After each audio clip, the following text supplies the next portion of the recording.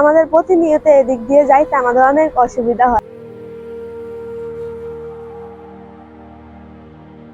খালের উপর দুলতে থাকা ভাঙাচোরা কাঠের সাঁকো, নিচে কাদামাখা পানি, আর তার উপর দিয়েই প্রতিদিন জীবনের ঝুঁকি নিয়ে পারাপার করছে স্কুলগামী শিক্ষার্থী, বৃদ্ধ, রোগী ও কর্মজীবী মানুষ। চাঁদপুরের কচুয়া উপজেলার কোয়া করাইয়া সীমান্তবর্তী এলাকায় কচুয়া হাজীগঞ্জ আঞ্চলিক সড়কের পাশে এই ঝুঁকিপূর্ণ সাঁকোটি এখন হাজারো মানুষের যাতায়াতের একমাত্র ভরসা। এই সাঁকো দিয়ে অনেক মানুষ, ধরেন স্কুল, কলেজ, তারপর এই যে কেজি স্কুলগুলা, ছোট ছোট বাচ্চারা এদিক দিয়ে যায়। চলাফেরা করতে পারে না, স্কুল কলেজের পোলাপাইন চলতে ফিরতে পারে না। আমরা যদি একটা রুগী লইয়া যাই তাহলে অনেক দূর ঘুরে মেডিকেল যাওয়ার লাগে। বাঁশ ও কাঠ দিয়ে তৈরি এই সাঁকোর অনেক পাটাতন ভেঙে গেছে, কোথাও বড় বড় ফাঁক, কোথাও আবার নড়বড়ে কাঠের তক্তা। একটু অসতর্ক হলেই পা পিছলে নিচে পড়ে যাওয়ার ভয়।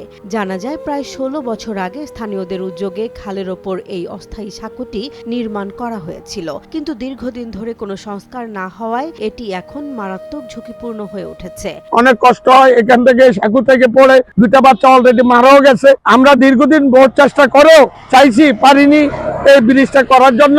আকুল আবেদন। করিয়া অংশ, কুয়া অংশ একটা এই খাল আছে, খালের মাঝখানে একটা সাঁকো হয়েছিল। আজকে 16-17 বছর এই সাঁকোটা হচ্ছে হয় নাই। তো আমরা সরকারের উপজেলা ইউনু মহোদয় আবেদন জানাচ্ছি যে আমাদের ব্রিজটা করে দেওয়ার জন্য। এমনকি এই সাঁকোতে দুর্ঘটনার শিকার হয়ে 2 শিশুর মৃত্যুর ঘটনাও ঘটেছে বলে জানান স্থানীয়রা। বর্ষা মৌসুমে পরিস্থিতি আরও ভয়াবহ হয়ে ওঠে। পানির উচ্চতা বেড়ে গেলে সাঁকো পার হওয়া প্রায় অসম্ভব হয়ে যায়। তবুও বিকল্প পথ না থাকায় জীবনের ঝুঁকি নিয়ে চলাচল করতে হয় গ্রামবাসীকে।